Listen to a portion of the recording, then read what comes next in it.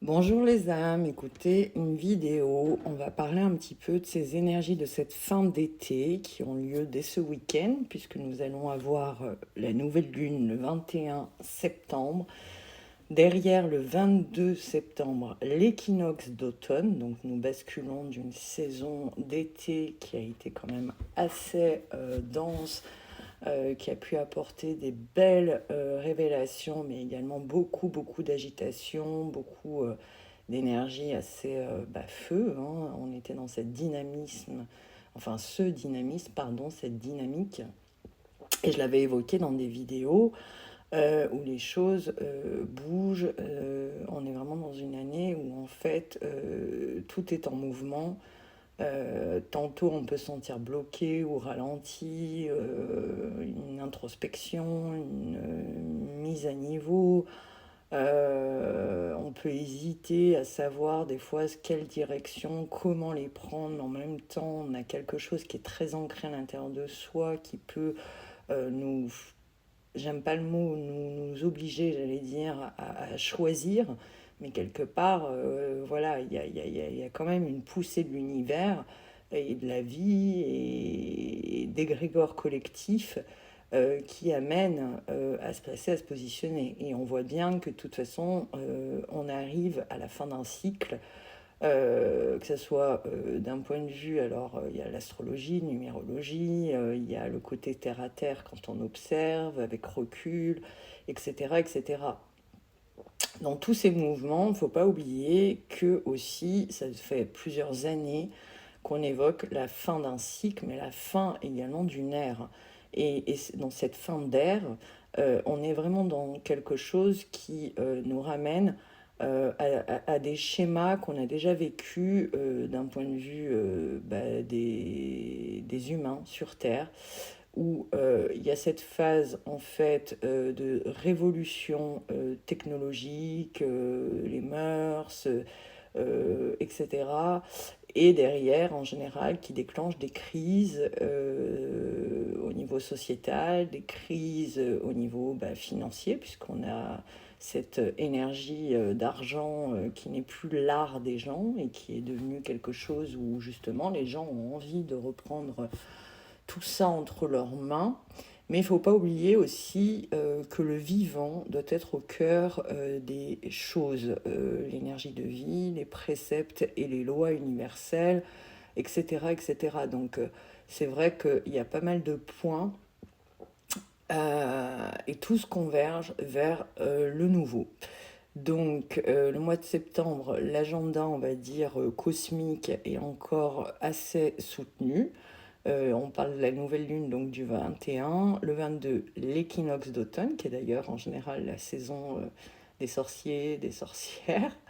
Il y a également les éclipses, hein. Il y a encore une éclipse, voilà, il y a les agendas d'éclipses. Le 27, c'est également le troisième portail de ce mois de septembre du 9 2025. Et le 29, la Saint-Michel. Donc on est dans des énergies où la nouvelle lune peut inviter à s'ouvrir, à créer, à communiquer, à papillonner, mais pas à se disperser. Donc notez peut-être un petit peu les inspirations qui vous viennent, les idées, les intuitions. On sort un petit peu des sentiers battus, j'ai envie de dire. Pour l'équinoxe, on est dans quelque chose où c'est idéal pour s'alléger, y aller. On est un petit peu au bout d'un chemin, on collecte toutes les données qu'on a eues sur la saison d'été pour voir justement comment, sur ces derniers mois de l'année, jusqu'à décembre, on va s'engager, se désengager dans les activités, les situations, etc.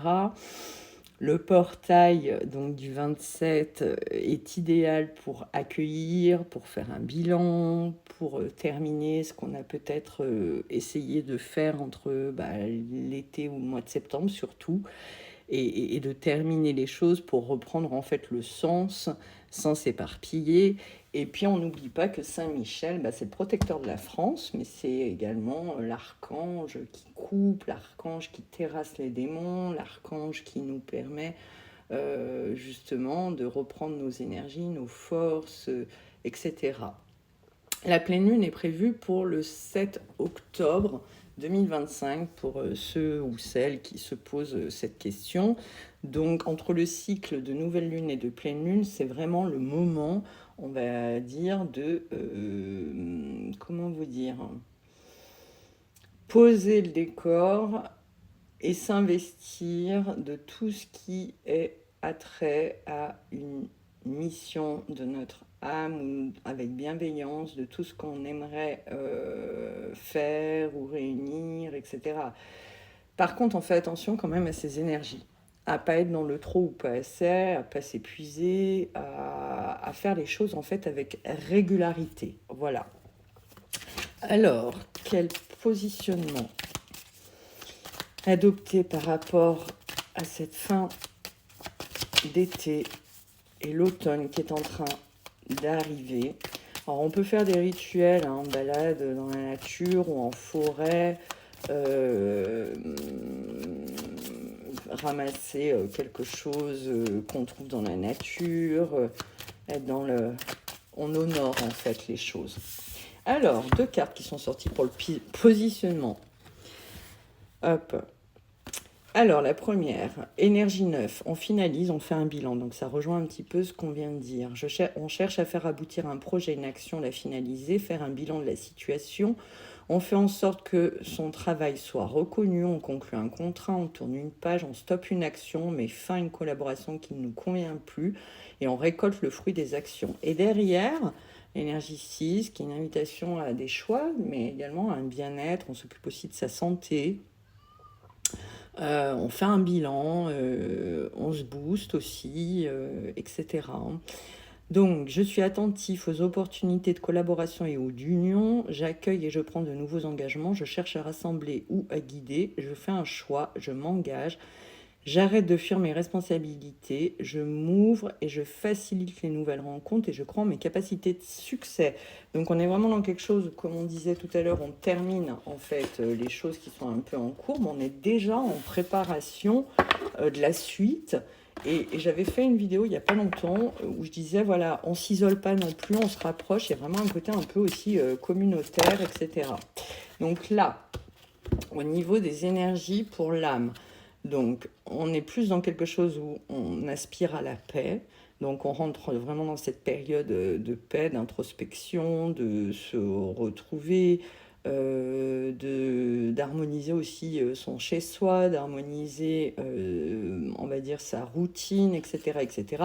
Et on change de regard, donc on prend de la hauteur, on voit une montgolfière, donc on s'allège, ça rejoint un petit peu en fait l'énergie que j'essayais de décrire par rapport au portail, mais également par rapport à la nouvelle lune qui invite vraiment à se sentir léger, à partir avec en fait tout ce qu'on aura assimilé, etc. Et on change son regard et on voit une jeune femme avec une longue vue, donc qui regarde les choses sous un autre angle, qui a l'air assez sereine d'ailleurs, hein, et qui regarde les choses d'un autre angle, d'un autre point de vue, et dans une vision peut-être un peu plus vaste, ou autrement si elle est focus, il y a vraiment un objectif de se centrer justement sur ce qui va pas, pour pouvoir le transformer. N'oublions pas que nous rentrons dans un cycle de démarrage à partir du mois d'octobre, de renouveau, avec des nouveaux outils.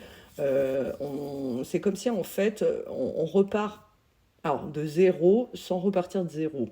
C'est-à-dire que dans cette notion de repartir de zéro, c'est vraiment, on fait table rase, puisqu'on a introspecté ou nettoyé ou préparé des bases assez solides, et on commence à expérimenter ou à créer ou à être un petit peu innovant dans ce qu'on voudra mettre en place, etc. Je vais faire une deuxième partie parce que du coup, j'arrive au temps limité de TikTok qui est 10 minutes pour une vidéo. On se retrouve pour la deuxième partie.